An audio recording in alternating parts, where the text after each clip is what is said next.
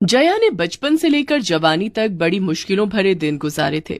माँ के मर जाने के बाद मायका उसके लिए पराया हो गया था, लेकिन शादी के बाद जया को ससुराल ऐसा मिला जहाँ उसे मायके वाले सारे सुख मिले। जया 10 साल की थी तब उसकी माँ की मौत हो गई थी।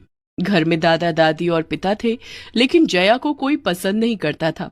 जया अपने घर वालों का प्यार पाने के लिए तरस गई थी।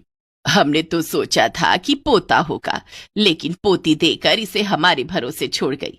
अब हम इस लड़की का क्या करेंगे? ये हमारे खानदान का नाम थोड़े ही रोशन करेगी। बिजेंदर बेटा, तू दूसरी शादी कर ले। कम से कम हम मरने से पहले पोते का मुंह तो देख लें। कैलाशी और विनोद के कहने पर जया के पिता ने दूसरी शादी कर ली। सौतेली माँ के आते ही जया के दुख भरे दिन शुरू हो गए।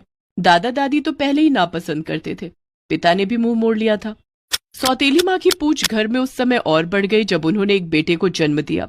10 साल की जया को अपनी सौतेली माँ की तीमारदारी करने में लगा दिया गया। कहाँ जा रही है सुबह सुबह? दादी, मैं स्कूल जा रही हूँ।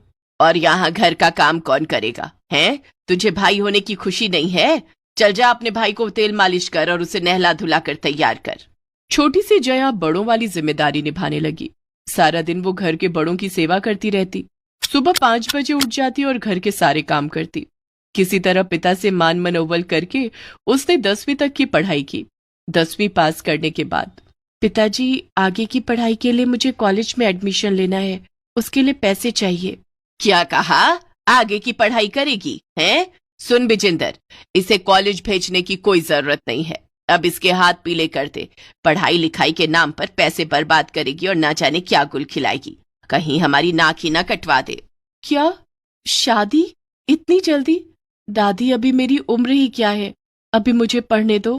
जया ने अपने पिता से काफी मिन्नतें की, जिसके बाद विजेंदर ने उसे आगे पढ़ने की इजाजत दे दी। लेकिन वो इजाजत भी सिर्फ कहने के लिए थी। जया को अपने कॉलेज की फीस खुद जुटानी पड़ती थी, जिसके लिए वो छोटे बच्चों को ट्यूशन पढ़ाने लगी। एक दिन, जया कहाँ जा रही है? माँ, बच्चों को ट्यूशन पढ़ाने जा रही हूँ। अच्छा, ट्यूशन पढ़ाना तो सिर्फ बहाना है। असल में तुम्हें घर का काम करने से छुटकारा चाहिए, लेकिन मैं ऐसा होने नहीं दूंगी। कल को तेरी शादी होगी तो ससुराल वाले कहेंगे कि माता पिता ने कुछ नहीं सिखाया। चल, पहले घर के सारे काम निपटा, उसके बाद ट्यूशन पढ़ाने जाना। लेकिन माँ, अगर मैं समय पर ट्यूशन पढ़ाने नहीं गई तो मेरा ये काम मुझसे छूट जाएगा। फिर कॉलेज की फीस भरने के लिए पैसे कहाँ से लाऊंगी? पिताजी तो मुझे पैसे देते नहीं है। कॉलेज की पढ़ाई करके तुझे कौन सा कलेक्टर बनना है? हाँ, आखिर शादी के बाद तुझे ससुराल का कामकाज ही तो संभालना है। माँ, मैं ट्यूशन से आकर घर का सारा काम कर दूंगी, अभी मुझे जाने दो।